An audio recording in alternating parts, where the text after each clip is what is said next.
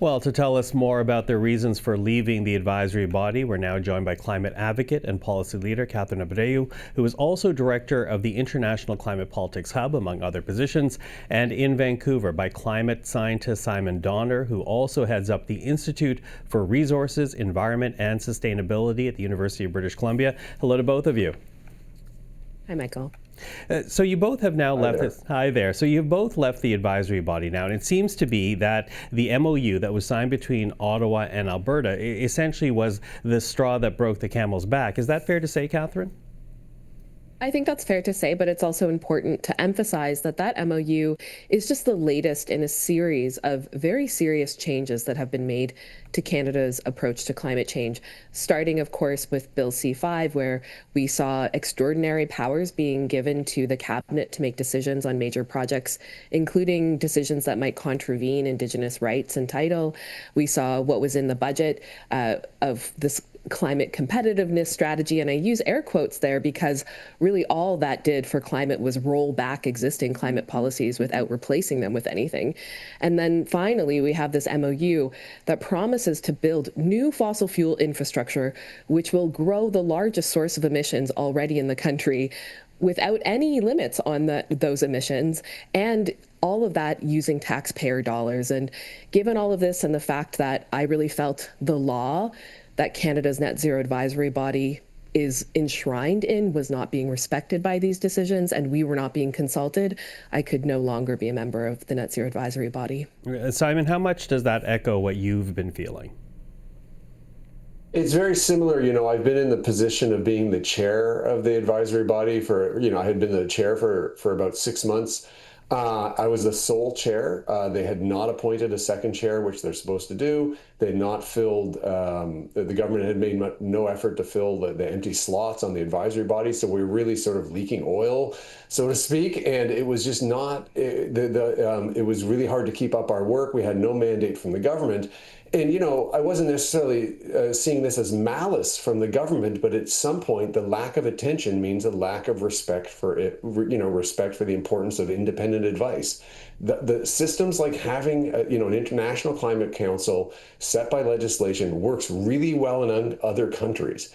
And Canada's had, sort of started to betray that.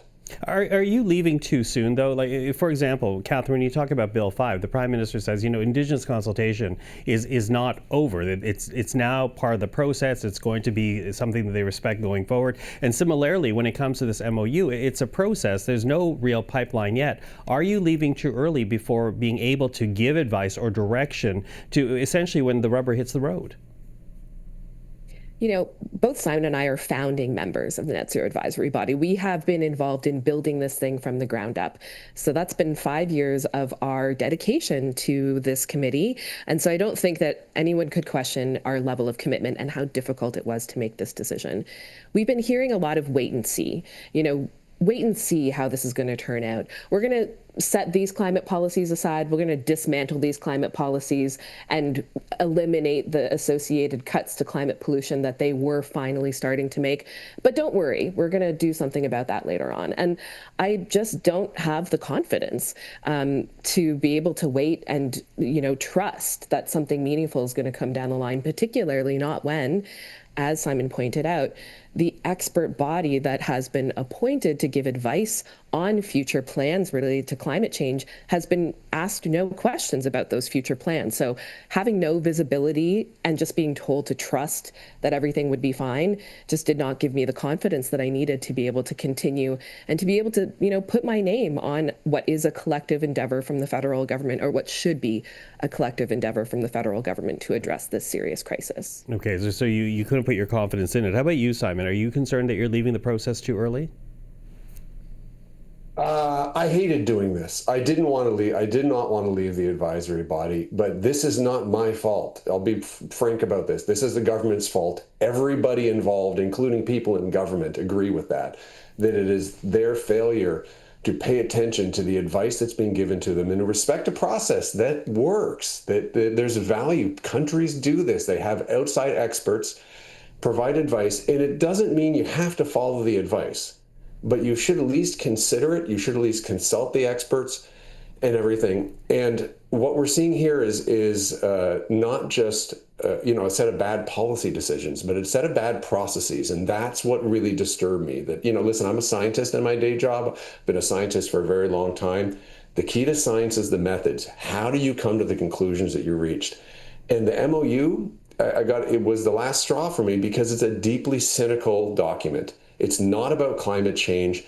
It rolls back climate policies, and it makes a whole bunch of promises that are, puts things on the table that are anathema to addressing climate change. And so For example? I couldn't look myself in the mirror. Well, the first example, and the easiest example, is allowing to expand the tax credits for carbon capture and storage to enhanced oil recovery. That is contrary to the purpose of the tax credits. And so even listing it as a possibility for negotiation is ridiculous. I mean, the federal government has to have some standards here. Otherwise, this isn't about climate change at all.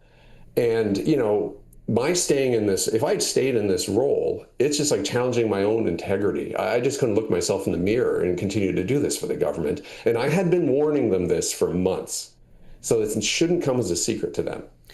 I think many Canadians are in approval or supportive of, based on the polls, of a potential pipeline here because Canada is facing dire economic outcomes. Is that not part of the consideration? Is this too, and forgive the term, too ideological given the reality that Canada currently faces, Catherine? It's hard for me to keep a straight face when I hear those kinds of arguments because I've been working on climate change for close to 20 years in Canada since I was in high school, and I've been hearing for the last 20 years that any time Canada needs some kind of economic project, all it can be is an oil and gas pipeline. We tried that. We tried that a number of years ago. Let's remind ourselves that Canada already bought an oil and gas pipeline, which was supposed to somehow solve all of our economic problems. But instead, it is costing billions, literally billions of dollars in taxpayer dollars every year. And it's not given us that economic boom that we always are promised with a simple oil and gas pipeline. I think these pipelines are about satisfying the desires of the fossil fuel industry. It's not about the rest of Canada.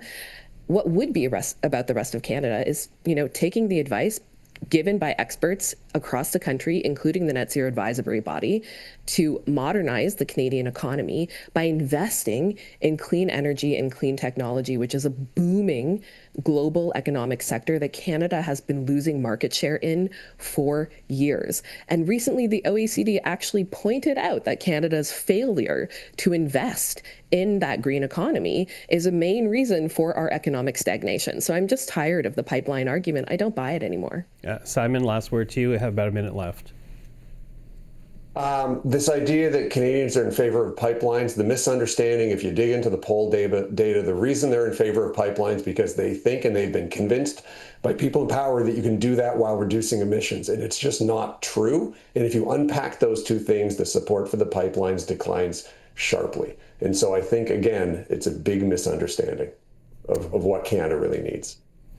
Well, listen, I appreciate the fact that the two of you made a very tough decision here and have taken the time to talk to us about it this evening. Thank you very much to both of you. Catherine Abreu, Simon Donner, thank you again.